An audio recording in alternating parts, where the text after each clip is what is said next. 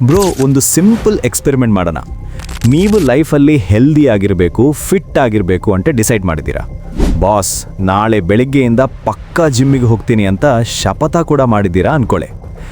Day 1 morning alarm ಬಾರಿಸುತ್ತೆ, ಟ್ರಿಂಗ್ ಟ್ರಿಂಗ್.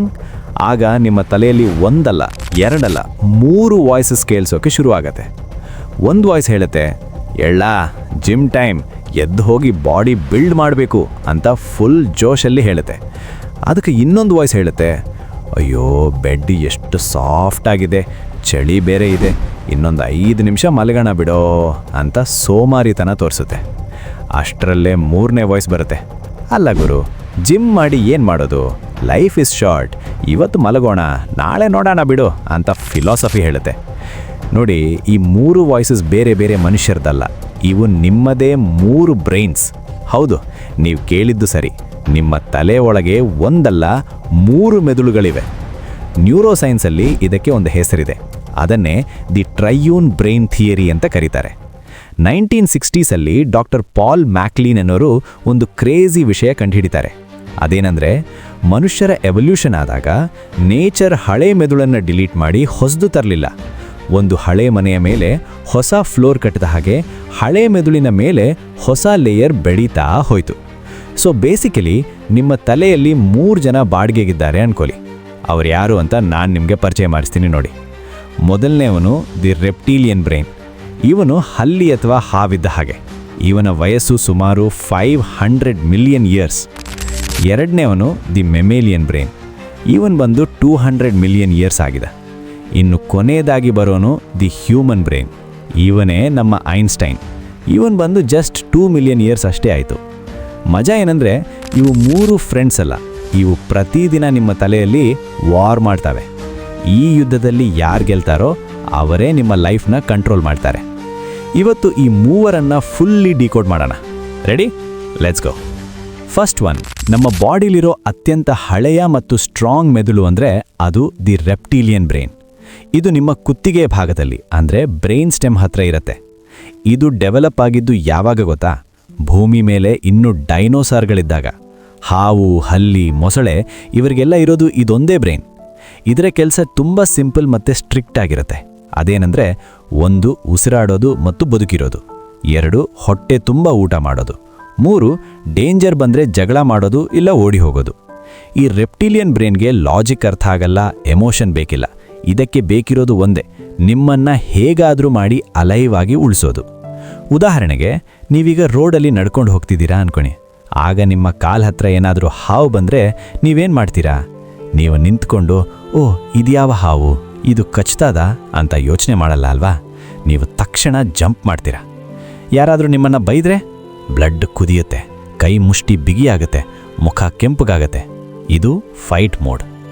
ಮಧ್ಯಾಹ್ನ 2 ಗಂಟೆ, ಸಿಕ್ಕಾಪಟ್ಟೆ ಹಸಿವಾಗಿದೆ. ಆಗ ನಿಮ್ಮ ಕಣ್ಣಿಗೆ ಕಾಣೋದು ಬರೀ ಊಟ. ರೆಪ್ಟೀಲಿಯನ್ ಬ್ರೈನ್ ಕಿರಿಚುತ್ತೆ, ಫೂಡ್ ಫೂಡ್ ನಾವ್ ಅಂತ. ಅದು ನಿಮ್ಮ ರೆಪ್ಟೀಲಿಯನ್ ಬ್ರೈನ್ನ ಪವರ್. ತಕ್ಷಣ ರಿಯಾಕ್ಟ್ ಮಾಡುತ್ತೆ. ಆದರೆ ಇಲ್ಲೊಂದು ಪ್ರಾಬ್ಲಮ್ ಇದೆ, ಇದು ತುಂಬ ಹಳೆ ಮಾಡೆಲ್. ಟ್ರಾಫಿಕಲ್ಲಿ ಯಾರಾದರೂ ಓವರ್ಟೇಕ್ ಮಾಡಿದ್ರೆ ನಿಮ್ಮ ರೆಪ್ಟೀಲಿಯನ್ ಬ್ರೈನ್ಗೆ ಸಿಕ್ಕಾಪಟ್ಟೆ ಕೋಪ ಬರುತ್ತೆ. ಹೋದಿ ಹೊಡಿ ಅವನಿಗೆ ಅಂತ ಹೇಳುತ್ತೆ. ಆದರೆ ಮಾಡರ್ನ್ ವರ್ಲ್ಡಲ್ಲಿ ಅದು ನಡೆಯಲ್ಲ ಅಲ್ವಾ? ಸೊ ಈ ಬ್ರೈನ್ನ ಕಂಟ್ರೋಲ್ ಮಾಡೋದು ಹೇಗೆ? ಒಂದೇ ದಾರಿ, ಪಾಸ್, ಬ್ರೀದಿಂಗ್. ನಿಮಗೆ ಯಾವಾಗ ಕೋಪ ಅಥವಾ ಭಯ ಆಗುತ್ತೋ ಜಸ್ಟ್ ಪಾಸ್ ಮಾಡಿ. ಒಂದು 5 ಸೆಕೆಂಡ್ ಉಸಿರು ಬಿಗಿ ಹಿಡೀರಿ. ಆಗ ನಿಮ್ಮ ಬ್ರೈನಿಗೆ ಎಲ್ಲ ಸರಿ ಇದೆ, ಹುಲಿ ಏನು ಬೆನ್ನಟ್ಕೊಂಡು ಬರ್ತಿಲ್ಲ ಅನ್ನೋ ಸಿಗ್ನಲ್ ಹೋಗಿ ಅದು ಶಾಂತ ಆಗುತ್ತೆ.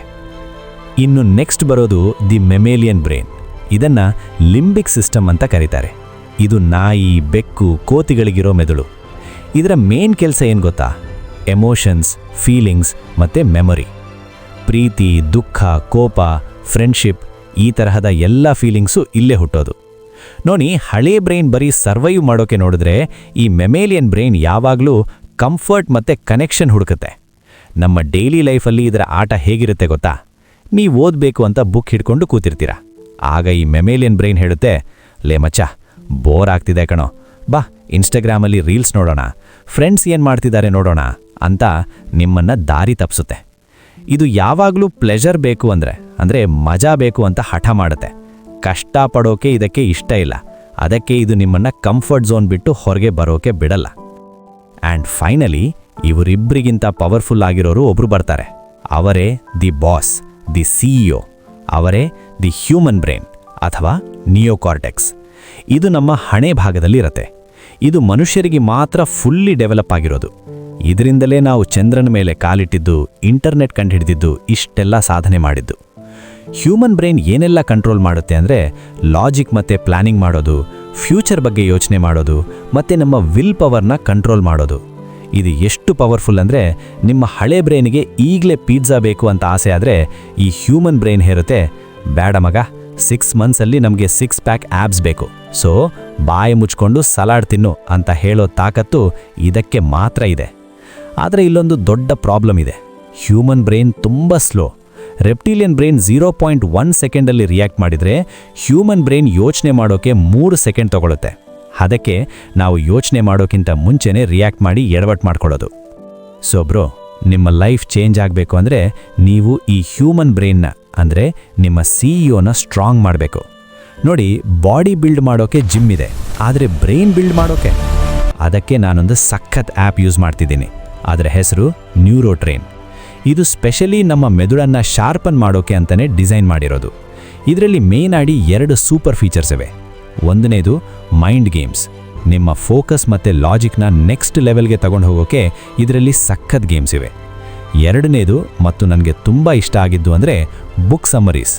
ನಿಮಗೆ atomic habits, psychology of money, power of subconscious mind ತರಹದ ದೊಡ್ಡ ದೊಡ್ಡ ಬುಕ್ಸ್ ಓದಬೇಕು ಅಂದರೆ ಇದರಲ್ಲಿ ಕನ್ನಡದಲ್ಲೇ ಸಮ್ಮರಿ ಸಿಗುತ್ತೆ. ಇಂಗ್ಲಿಷ್ ಬರಲ್ಲ ಅಂತ ತಲೆ ಕೆಡಿಸ್ಕೊಳ್ಳೋ ಹಾಗಿಲ್ಲ. ಬೆಸ್ಟ್ ಪಾರ್ಟ್ ಅಂದರೆ ಇದು ಕಂಪ್ಲೀಟ್ಲಿ ಫ್ರೀ ಮತ್ತು 100% ಸೇಫ್. ಆ್ಯಪ್ ಡೆವಲಪ್ ಮಾಡೋಕ್ಕೆ ಹೆಲ್ಪ್ ಆಗಲಿ ಅಂತ ಸಣ್ಣ ಪುಟ್ಟ ಆ್ಯಡ್ಸ್ ಬರಬಹುದು, ಅಷ್ಟೇ ಬಿಟ್ಟರೆ ಯಾವುದೇ ರೀತಿ ಹಣ ಕಟ್ಟೋದು ಬೇಕಿಲ್ಲ. ನಾನು ಕೆಳಗೆ ಡಿಸ್ಕ್ರಿಪ್ಷನ್ ಮತ್ತು ಪಿನ್ಡ್ ಕಮೆಂಟಲ್ಲಿ ಲಿಂಕ್ ಕೊಟ್ಟಿರ್ತೀನಿ.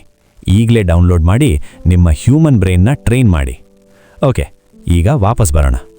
ಈಗ ನಿಮಗೆ ಅರ್ಥ ಆಗಿರಬಹುದು ಪ್ರತಿದಿನ ನಿಮ್ಮ ತಲೆಯಲ್ಲಿ ಏನಾಗ್ತಿದೆ ಅಂತ. ಒಂದು ಎಕ್ಸಾಂಪಲ್ ಕೊಡ್ತೀನಿ ನೋಡಿ.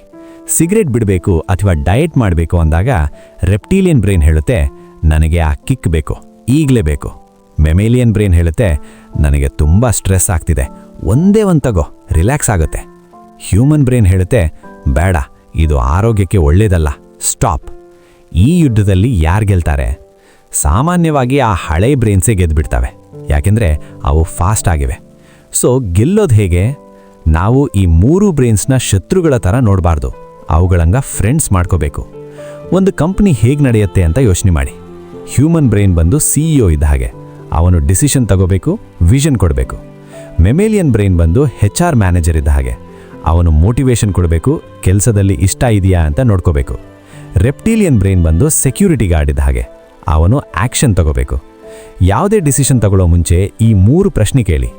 ನಾನು ಸೇಫ್ ಆಗಿದ್ದೀನಾ? ಯಾಕೆ ಅವಸರ ಮಾಡ್ತಿದ್ದೀನಿ? Reptilian check.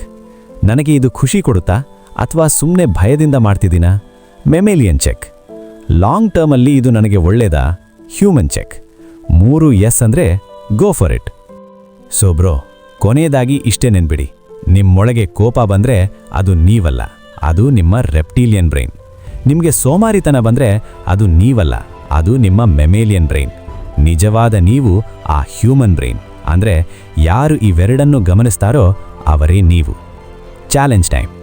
1 ವಾರ ಜಸ್ಟ್ ಅಬ್ಸರ್ವ್ ಮಾಡಿ. ಯಾವಾಗಲಾದರೂ ನಿಮಗೆ ಸಿಕ್ಕಾಪಟ್ಟೆ ಕೋಪ ಬರುತ್ತೋ ಅಥವಾ ಜಂಕ್ ಫುಡ್ ತಿನ್ನಬೇಕು ಅನಿಸುತ್ತೋ, ಸ್ಟಾಪ್ ಅಂತ ಹೇಳಿ.